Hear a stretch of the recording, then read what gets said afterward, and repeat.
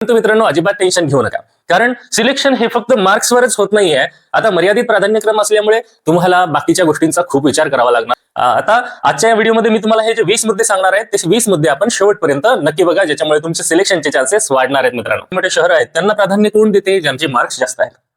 आपले मार्क्स कमी आहेत, मग आपण अशी शहरांच्या वाटी जायचं का? मला माझ्या फेवरेबल कंडिशन्स पाहिजेत, अशा गोष्टी असतील तर मात्र मग तुमचं सिलेक्शनच्या बाबतीत काय असेल, चान्सेस कमी होऊ शकतात. सुरुवातीला सिलेक्शन नाही झालं तर शेवटी सिलेक्शन होते, आणि असं होते मित्रांनो. सिलेक्शनच्या बाबतीत विचार करत आहे ना, तर महिलांनी सगळ्यात महत्वाची गोष्ट म्हणजे अशा जागांची निवड करायची आहे. कारण बाहुबली मधला डायलॉग नाही ऐकला की महासेना क्या है मृत्यू? तर मृत्यू काय? मरणे म्हणजे मृत्यू नाही, शत्रु से भयभीत होकर रणांगण में जीवित रहना है मृत्यू. खरा योद्धा तोच असते की जो लढतो, आहे की नाही? भीतीने आधीच जर मरून गेल्यासारखा जगत असेल तर त्याला योद्धा म्हणताच येणार नाही. आपण तर संघर्ष योद्धे आहोत, कारण आपण एक परीक्षा पास नाही केलेली, आपण अनेक परीक्षा पास करून एक अग्निदिव्य देऊन इथपर्यंत आलेलो आहे. नमस्कार मित्रांनो, स्वागत आहे आपल्या सर्वांचं मनपूर्वक पुन्हा एकदा आपल्या एज्युकेशनल युट्यूब चॅनलमध्ये. मित्रांनो, आजचा व्हिडिओ त्या अभियोग्यता धारकांसाठी अतिशय महत्वाचा आहे, ज्यांचे मार्क्स कमी आहेत, ॲव्हरेज आहेत आणि त्यांना सिलेक्शनची काळजी वाटत आहे. अशा सर्व अभियोग्यता मित्रांसाठी एक अतिशय महत्वाचा आणि खास व्हिडिओ घेऊन आलेला आहे. मित्रांनो, या व्हिडिओमध्ये मी फक्त तुम्हाला अशा काही महत्वपूर्ण गोष्टी सांगणार आहे, ज्याच्यामुळे तुमचं मार्क्स कमी असून देखील सिलेक्शन होणार आहे. तर मित्रांनो, आजचा व्हिडिओ शेवटपर्यंत बघायचा आहे, त्याला अजिबात स्किप करू नका. आणि पवित्र पोर्टल प्राधान्यक्रम देण्यापूर्वी कोणत्या गोष्टीचा विचार करावा हे जरी तुम्ही बघितलं नसेल तर तोच व्हिडिओ आपल्या चॅनलवर उपलब्ध आहे. त्या व्हिडिओला आवर्जून बघा, त्याला बघितल्याशिवाय एकही प्राधान्यक्रम देऊ नका, त्याचा निश्चितच तुम्हाला फायदा होणार आहे. मित्रांनो, आजचा व्हिडिओ कमी मार्क्स पण तरी देखील सिलेक्शन कसं काय आपण जवळ आणू शकतो आणि काय स्ट्रॅटेजी आपण ठेवली तर आपलं सिलेक्शन हे पक्का होऊ शकते, त्याच्यावर असणार आहे. त्यामुळे व्हिडिओला शेवटपर्यंत बघा. चला तर मग सुरू करूया आजच्या व्हिडिओला. परंतु तत्पूर्वी मित्रांनो, चॅनलवर नवीन असाल तर आताच आपल्या या हक्काच्या महत्वपूर्ण चॅनलला सबस्क्राईब करून घ्या आणि बेल आयकॉनला प्रेस करून घ्या, जेणेकरून तुम्हाला असेच महत्वपूर्ण आणि शिक्षक भरतीच्या संदर्भातील पवित्र पोर्टल तसेच शिक्षक अभियोग्यता आणि बुद्धिमत्ता चाचणी यांच्या संदर्भातील महत्वपूर्ण अपडेट्स मिळत जातील. चला तर मग सुरू करूया आजच्या महत्वाच्या व्हिडिओला. बघा मित्रांनो, आपले मार्क्स कमी आहेत, याच्यामुळे आपल्याला काळजी वाटते. परंतु मित्रांनो, अजिबात टेन्शन घेऊ नका, कारण सिलेक्शन हे फक्त मार्क्सवरच होत नाहीये. आता मर्यादित प्राधान्यक्रम असल्यामुळे तुम्हाला बाकीच्या गोष्टींचा खूप विचार करावा लागणार आहे. त्या बाकीच्या गोष्टी कोणत्या आहेत तर ह्यामध्ये मी फक्त 20 मुद्दे सांगणार आहेत. हे अतिशय महत्वाचे मुद्दे आहेत, हे तुम्ही शेवटपर्यंत नक्की बघा. व्हिडिओला स्किप अजिबात करू नका, एक वेळा नाही दुसऱ्यांदाही बघू शकता. बघा, आता सिलेक्शन हे फक्त मार्क्सवरच नाहीये, तर आपली जी काही आपण प्रिफरन्स भरण्याची स्ट्रॅटेजी आहे ना, तर त्या स्ट्रॅटेजीवर पण अवलंबून असते. आता आजच्या या व्हिडिओमध्ये मी तुम्हाला हे जे 20 मुद्दे सांगणार आहेत, ते 20 मुद्दे आपण शेवटपर्यंत नक्की बघा, ज्याच्यामुळे तुमचे सिलेक्शनचे चान्सेस वाढणार आहेत. मित्रांनो, चला तर मग सुरू करूया. बघा, आधी सर्वात काय करायचंय आपल्याला, की सर्वात अगोदर आपल्याला जो कट ऑफ आहे ना, मागच्या वेळेसचा कट ऑफ, आता यंदाचा कट ऑफ सध्या आपण नाही सांगू शकत, कारण जागाच निश्चित माहित नाही. मागील कट ऑफचा विचार करायचा आहे. बघा, मी एक व्हिडिओ देखील आपल्या चॅनलवर अपलोड केलेला आहे, ज्यामध्ये रयत शिक्षण संस्थेचा कट ऑफ किती होता हे मी तुम्हाला सांगितलं, आणि कमी मार्क्स वाले विद्यार्थी पण त्यामध्ये लागलेले आहेत की नाही, तर कट ऑफचा विचार करणं आवश्यकच आहे. त्या संदर्भात देखील व्हिडिओज आपल्या चॅनलवर उपलब्ध केले जातील, सध्याही आहेत, ते देखील तुम्ही पाहू शकता आणि त्याचा फायदा नक्कीच करून घ्या. आता कट ऑफचा विचार केल्याच्या नंतर दुसरा मुद्दा काय आहे, की स्वतःचा जो जिल्हा आहे त्याच्यावरच फोकस करावा का, हा एक प्रश्न खूप महत्वाचा आहे. कारण प्रत्येकाला असं वाटतं की मला माझ्याच जिल्ह्यामध्ये नोकरी जर लागली पाहिजे, पण हा व्हिडिओ त्या अभियोग्यता धारकांसाठी आहे मुळातच ज्यांचे मार्क्स कमी आहेत किंवा ॲव्हरेज आहेत. मग त्यांनी जर ह्या गोष्टीवरच जर आपलं काय केलं, फोकस केलं की no, I want only my district, मला माझा जिल्हा सोडायचाच नाहीये, मग अशा वेळेस मात्र नुकसान होऊ शकते. कारण तुम्हाला तुमच्या जिल्ह्याची कॉम्पिटिशन किती आहे हे पाहावं लागणार आहे. तिथे अजिबात कॉम्पिटिशन नसेल तर मग तुम्ही तुमच्या जिल्ह्याला प्राधान्य द्या. पण जर कॉम्पिटिशन मध्ये तुमचा जिल्हा येत असेल तर काय होणार आहे, की तुम्हाला त्या जिल्ह्याला सोडावं लागणार आहे, कारण इथे फक्त केवळ जिल्ह्याची अपेक्षाच नाहीये, तुमचे मार्क पाहावे लागतील ना, मार्क कमी आहेत तर. आणि दुसरी गोष्ट म्हणजे हे करत असताना तुम्हाला आपला जिल्हा सोडायचा का नाही सोडायचा विचार का करावा, कारण आता एक बिंदू एक पद लागू झालेला आहे आणि बदलीही होणारच नाहीये. म्हणजे तुम्हाला बदली जर होणार नाहीये तर दूरचा जिल्हा जर तुम्ही प्राधान्य दिला तर काय होईल, मग तुम्हाला परत तुमच्या होम डिस्ट्रिक्टला येण्यासाठी वेळ लागणार किंवा बदली होणार नाही, या गोष्टीचा विचार करायचा आहे. म्हणून निर्णय आपल्याला घ्यायचा आहे की बा आपल्याला आपला जिल्हा सोडायचा की नाही सोडायचा. मार्क्स कमी असतील आणि नोकरी पाहिजेच असेल ना मित्रांनो, तर माझं एक सजेशन असेल की आपल्या जिल्ह्याचा हट्ट करणे हे चुकीचं राहील. कारण सिलेक्शनच होणार नाही तर मग जिल्ह्याचं काय काय घेऊन बसता. नोकरी महत्वाची आहे ना. महिलांच्या बाबतीत पुढे देखील मुद्दे आहेत बघा, महिलांच्या बाबतीत देखील मुद्दे आहेत आणि सर्वांच्या बाबतीत हे मुद्दे आहेत. हे सगळे मुद्दे अतिशय महत्वाचे आहेत. जास्त एक्सप्लेनेशन करणार नाही, परंतु पॉइंट तुमच्या लक्षात येईल एवढंच बोलणार आहे. लक्षात घ्या आता पॉइंट नंबर 3, वॅकन्सी जास्त आहे त्या ठिकाणी आपण प्राधान्यक्रम दिला पाहिजे का. म्हणजे वॅकन्सी जास्त आहे तिथे स्पर्धाही जास्तच राहणार आहे. आता तुम्ही पाहणार आहे की आपल्याला जाहिराती ओपन करायच्या आहेत. ओपन केल्याच्या नंतर आपल्या कॅटेगरीनुसार, आपल्या विषयानुसार, आपल्या माध्यमानुसार जागा कुठे जास्त आहेत मग सगळेच पाहणार आहेत. मग जिथे जास्त जागा तिथे जास्त कॅन्डिडेटचा फ्लो वाढणार आहे, मग तिथे स्पर्धा पण वाढणार आहे. बरोबर आहे की नाही. मग आपल्याला काय पाहिजे की आपल्याला जिथे कमी जागा आहेत त्या जागांना टार्गेट केलं पाहिजे. बरोबर आहे.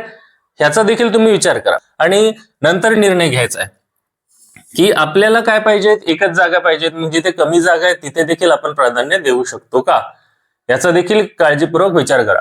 मला प्रत्येक पॉइंटवर डिटेल बोलावं असं वाटतंय, पण सगळे मुद्दे तुमच्या डिस्कशन मध्ये आले पाहिजेत ना, म्हणून थोडंसं फास्ट जाऊया आणि नंतर गरज वाटली तर मुद्द्यांवर डिटेल डिस्कशन करूया.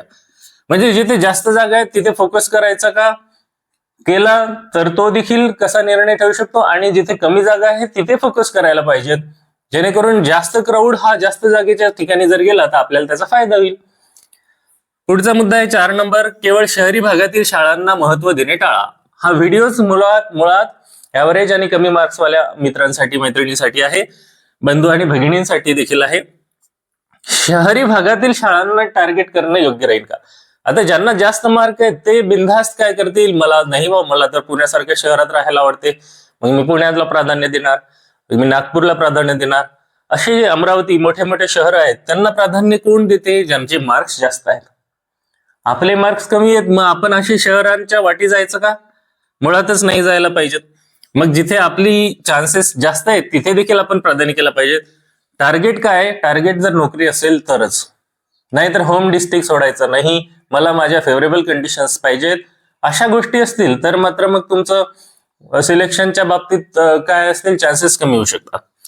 5 नंबरचा मुद्दा आहे माध्यमाचा विचार करा. तुमचं जे माध्यम आहे, मराठी आहे, इंग्रजी माध्यम आहे, उर्दू माध्यम आहे, असे विविध माध्यमांचा विचार करा आणि त्या माध्यमाची ती शाळा आहे का नाही, ती जागा आहे का नाही हे पहा. 6 नंबरचा मुद्दा आहे विषयाचा पण विचार करा. माध्यम मराठी, हिंदी, इंग्रजी, उर्दू, त्या व्यतिरिक्त तुमचे विषय कोणते आहेत, गणित विज्ञान आहे का, त्याचा देखील विचार झाला पाहिजे, किंवा इतिहास, भूगोल, सामाजिक शास्त्र. आता यावेळेस त्यांनी काय केलं, जाहिरातींमध्ये संस्थांना विषयाचे शिक्षक मांडलेत. काही जसं समजा आता विज्ञान विषय शिक्षक पाहिजे तर फक्त विज्ञान विषय शिक्षकच ते त्याचे जागेमध्ये देणार आहेत. कोणता एखादा शिक्षक गणित आणि विज्ञान शिकवणारा पाहिजे असेल तर दोन्ही विषय शिकवणारा पण एक शिक्षक असू शकते. अशा देखील जागाची तरतूद यंदाच्या भरतीमध्ये दिलेली आहे. त्याच्यामुळे विषयानुसार जागा पहा, तो विषय तुमचा आहे की नाही पहा. त्या जागा कमी आहेत तर मग तिथे जायचं की नाही हे ठरवा. जास्त असतील तर गर्दी पण जास्त असू शकते का, याचा पण विचार करा. प्रिफरन्सेस कमी भरू नका. आता ऑलरेडी काय आहेत आपल्याला विदाऊट इंटरव्ह्यू साठी 100 आहेत आणि विथ इंटरव्ह्यू साठी किती आहेत, 50च काय आहेत प्रिफरन्सेस आहेत. त्याच्यातही 10, 20, 30, 40 प्रिफरन्सेस देऊन बस मला आता याच्या व्यतिरिक्त काहीच नाही करायचं, देऊन टाका.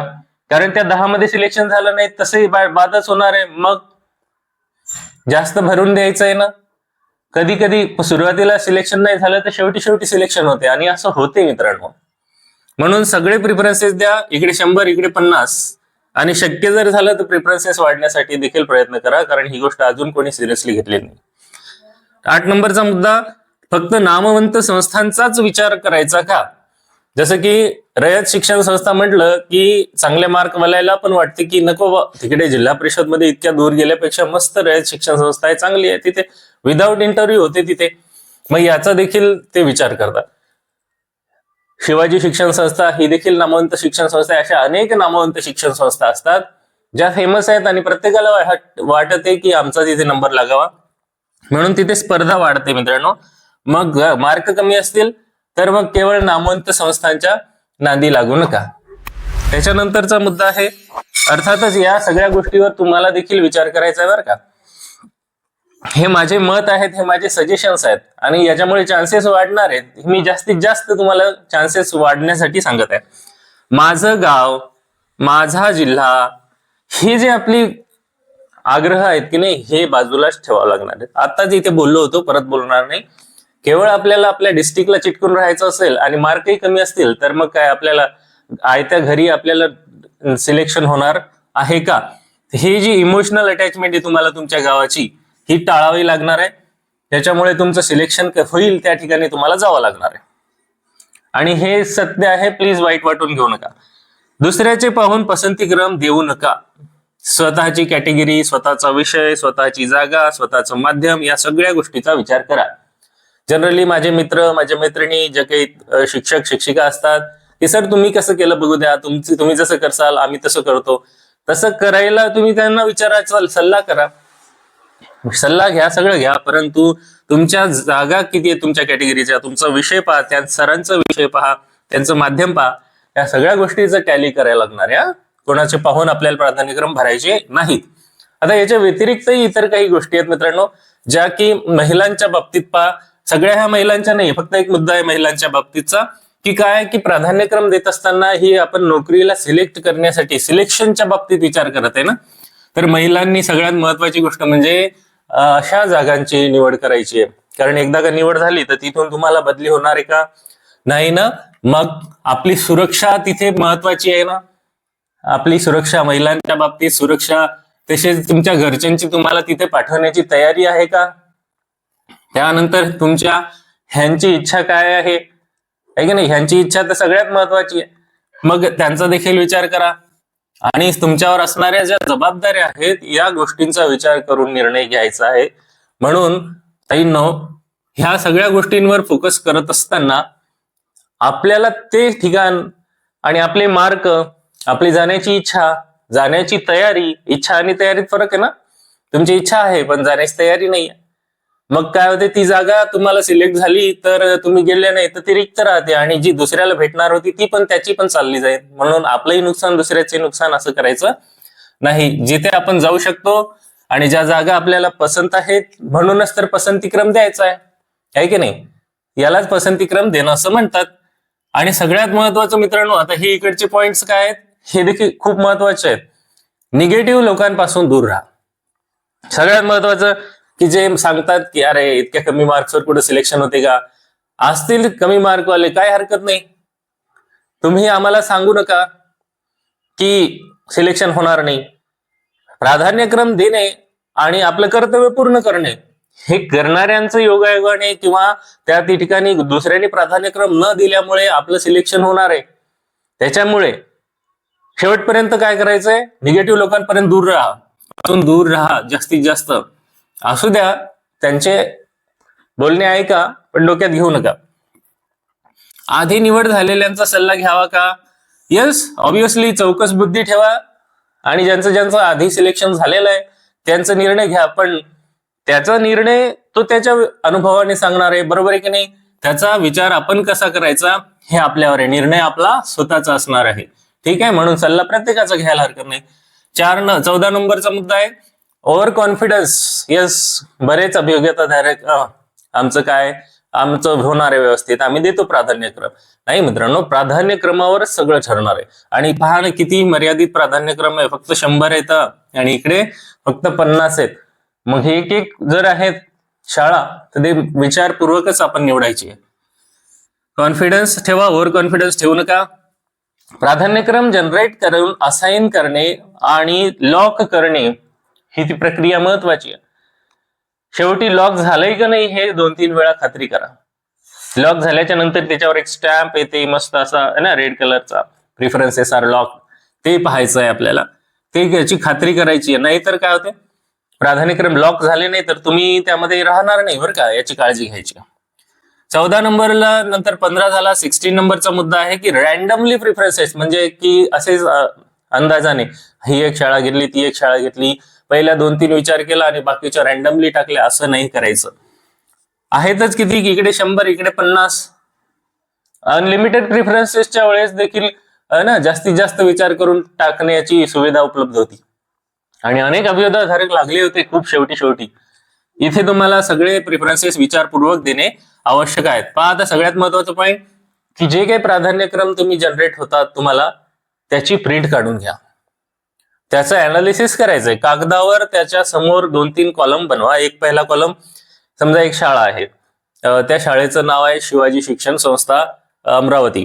मग त्या शिक्षण संस्थेमध्ये तुमच्या कॅटेगरीच्या किती जागा आहेत, त्याच्यानंतर बाजूला ओपन कॅटेगरीच्या किती आहेत, कारण कॅटेगरी मधला उमेदवार आधी ओपन मध्ये पाहतो, लागला नाही तर मग कॅटेगरी मध्ये लागतो. त्यानंतर समांतर आरक्षणाचा त्याला फायदा होतो. मग तुमच्या कॅटेगरी जागा, ओपनच्या जागा लिहून घ्या. तिथलं माध्यम कोणते, ते माध्यम तुमचं माध्यम मॅच होणं आवश्यक आहे. आणि तसे येतातच तुम्हाला प्रिफरन्सेस, पण तरी चेक करा. आणि विषय, तुमच्या विषयाची जागा आहे का नाही हे देखील चेक करा. आलं का लक्षात? ह्या गोष्टी खूप महत्वाच्या आहेत आणि त्या प्रिंट काढलेल्या कागदावर हे आपल्याला करायचं आहे. त्यानंतरचा 18 नंबरचा मुद्दा आहे, गायडन्स घेण्यास कोणाची टाळाटाळ करू नका. गायडन्स घेण्यासाठी, कोणाच्या मार्गदर्शनासाठी टाळाटाळ करू नका. गायडन्स घेणं हे कधीही चांगलं आहे आणि आपण आपला निर्णय घ्यायचा आहे. मार्गदर्शन प्रत्येकाकडून घ्यावं, त्याची लाज बाळगू नका. पेशन्स ठेवा, शेवटपर्यंत पेशन्स ठेवा.